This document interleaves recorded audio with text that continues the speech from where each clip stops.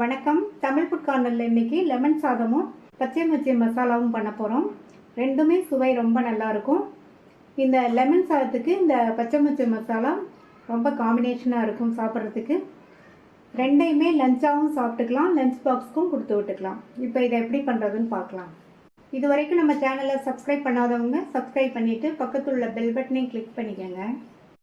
அரை கப் சாதாரணமாக நம்ம வீட்டில் யூஸ் பண்ணுற சாப்பாடு அரிசியை 1க்கு 2 பங்கு தண்ணி சேர்த்து குக்கரில் வேக வச்சு எடுத்து வச்சுருக்கேன்.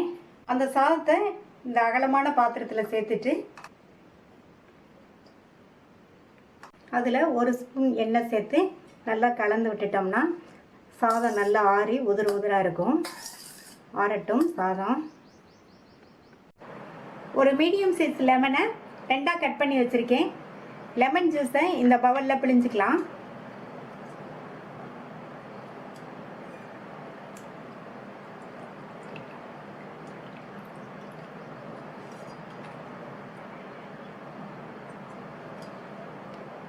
லெமனை லைட்டாக தான் அழுத்தி பிழியணும். ரொம்ப அழுத்திட்டோம்னா லெமன் ஜூஸ் கசக்கும், அப்புறம் சாதமுமே கசப்பாயிரும்.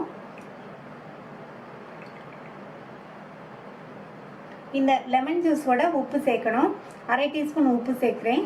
நான் சாதத்தில் உப்பு சேர்த்துருக்கிறதுனால இதுக்கு இந்த அளவு மட்டும் போதும்.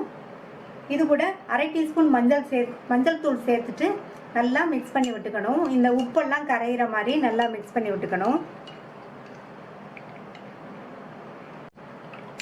நல்லா மிக்ஸ் பண்ணி விட்டாச்சு. உப்பெல்லாம் நல்லா கரைஞ்சிருச்சு. 2 டேபிள் ஸ்பூன் நல்லெண்ணெய் எடுத்திருக்கேன். இந்த கிளறல் சாதத்துக்கு நல்லெண்ணெய் தான் நல்லா இருக்கும். அதில் 1 டீஸ்பூன் எண்ணெயை சாதத்தில் போட்டு கிளறி ஆற வச்சாச்சு. மீதி எண்ணெயை இதில் சேர்த்துடலாம். இந்த கிளறல் சாதத்துக்கெல்லாம் எண்ணெய் அதிகமாக சேர்த்தா தான் நல்லாயிருக்கும். எண்ணெய் சூடாயிடுச்சு. அதில் அரை டீஸ்பூன் கடுகு பொரிஞ்சதும் 2 டீஸ்பூன் கடலைப்பருப்பு, 2 டீஸ்பூன் உளுந்தம்பருப்பு சேர்த்துக்கோங்க. கடலைப்பருப்பும் உளுந்தம்பருப்பும் அதிகமாக சேர்த்தா சாப்பிடும்போது நல்லா வாசனையாக டேஸ்ட்டாக இருக்கும். இந்த பருப்போட கலர்லாம் மாறட்டும், லைட்டாக மாறி வரட்டும். பருப்போட கலர் மாறிடுச்சு. இது கூட 2 டேபிள் ஸ்பூன் வறுக்காத வேர்க்கடலை சேர்த்துருக்கேன்.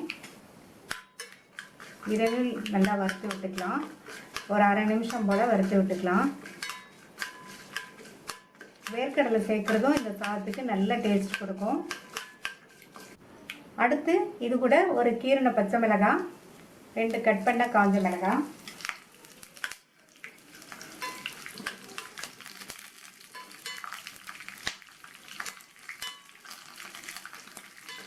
இது கூட 2 கொத்து கறிவேப்பிலை சேர்த்துக்கோங்க. அடுத்து 1/4 டீஸ்பூன் பெருங்காய பவுடர். பெருங்காய பவுடர் இந்த லெமன் சாதத்துக்கு நல்ல வாசனை கொடுக்கும். அதனால் பெருங்காய பவுடர் கூடவே சேர்த்துக்கங்க. இப்போ எல்லாமே நல்லா வறுபட்டு வாசனை வந்துடுச்சு. ஸ்டவ் ஆஃப் பண்ணிடுங்க. ஸ்டவ் ஆஃப் பண்ணதுக்கப்புறமா நம்ம மிக்ஸ் பண்ணி வச்ச லெமன், மஞ்சள் தூள், உப்பு கரைசலை இதில் சேர்த்துடலாம். ஸ்டவ் ஆஃப் பண்ணிட்டு தான் சேர்க்கணும். லெமன் ஜூஸ் சேர்க்கும்போது நம்ம ஆற வச்ச சாதம் நல்லா ஆறி உதிராக இருக்குது. இந்த மாதிரி இருந்தால் தான் நல்லாயிருக்கும். இது கூட நம்ம தாளித்து வச்ச லெமன் ஜூஸை சேர்த்துக்கலாம். இப்போ எல்லாத்தையும் நல்லா ஒன்றா மிக்ஸ் பண்ணி விட்டுக்கணும்.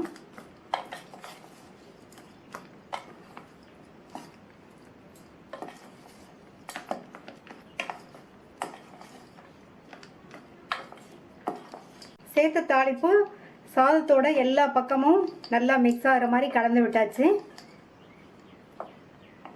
சுவையான லெமன் சாதம் ரெடி ஆயிடுச்சு.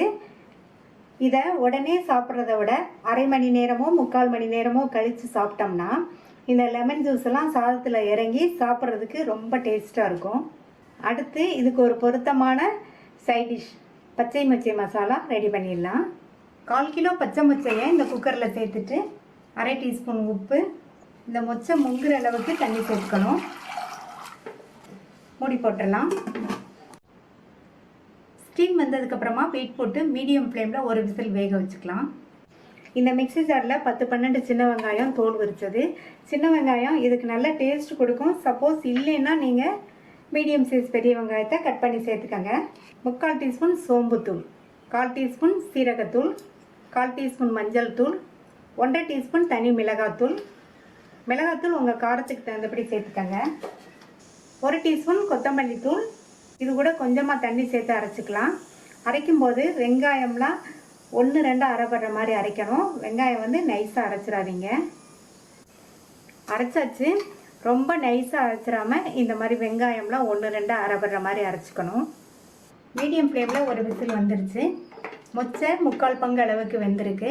இந்த அளவு வேக வச்சா போதும். அடுத்து மசாலாவோடு சேர்ந்து வேகும்போது நல்லா கரெக்டாக சாஃப்டாக வெந்து வந்துடும். இப்போ இதில் உள்ள தண்ணியை வடிச்சிடலாம். மொச்சையில் வாயுத்தன்மை இருக்கிறதுனால தண்ணியை வடிச்சிட்டு தான் நம்ம இந்த மசாலாவை பண்ணணும். இந்த பேனில் 1 டேபிள் ஸ்பூன் எண்ணெய் சேர்த்து, எண்ணெய் சூடானதும் அதில் 1/2 டீஸ்பூன் கடுகு பொரிஞ்சதும் இதில் 4 இடித்த பூண்டை சேர்த்துக்கங்க. இது கூட ஒரு கீறின பச்சை மிளகாய், கறிவேப்பிலை.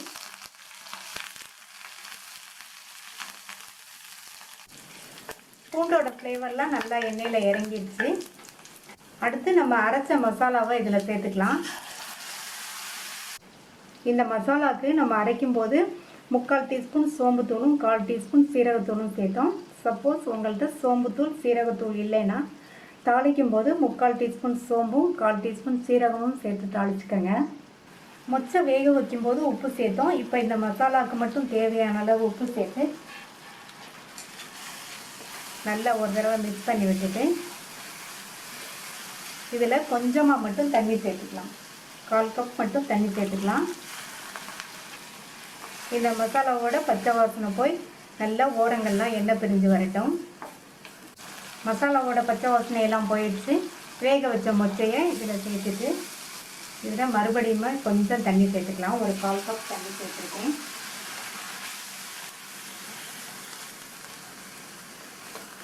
நல்லா கலந்து விட்டுட்டு மூடி வச்சிடலாம்.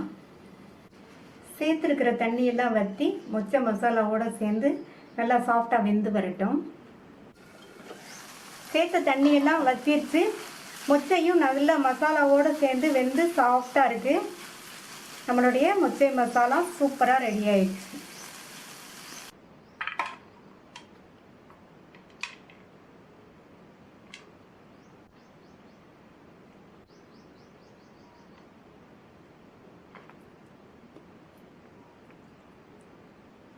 இந்த லெமன் சாதம், பச்சை மொச்சை மசாலா ரெண்டையுமே ட்ரை பண்ணி பார்த்துட்டு உங்கள் கமெண்ட்ஸை சொல்லுங்கள். தேங்க்யூ.